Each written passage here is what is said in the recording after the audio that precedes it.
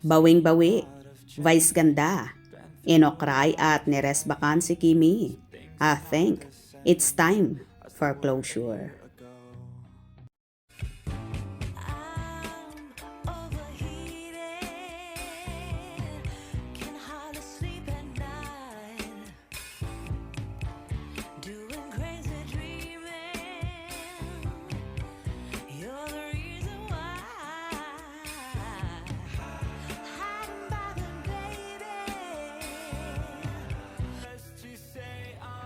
Kaloka na naman ang mga banat ng TV host at unkabogable star na si Meme Vice Ganda sa isa sa episode ng It's Showtime, kung saan bunot na naman ang Queen of the Dance Floor at TV host actress na si Kim Chiu.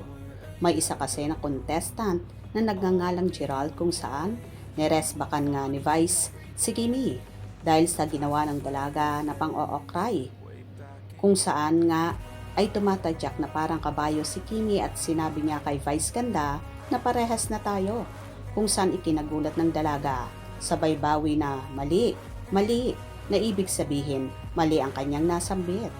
Inilaglag naman nila si Kimi at sinabi kay Vice, "Diba pinuri mo siya kanina?" Na tila binubuyo si Vice para patulan ang ginawa ni Kimi na love trip lang naman yon at hindi seryosohan.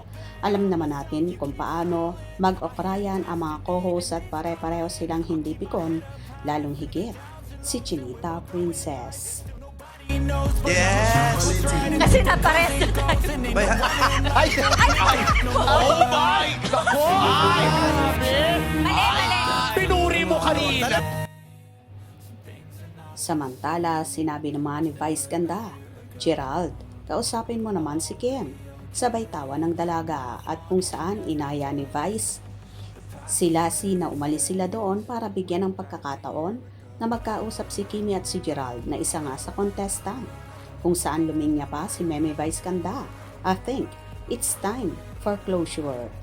"Hoy, matagal na."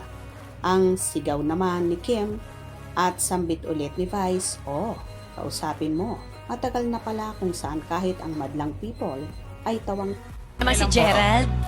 Gerald, kausapin mo naman si Kim. Halika na. Okay na kami.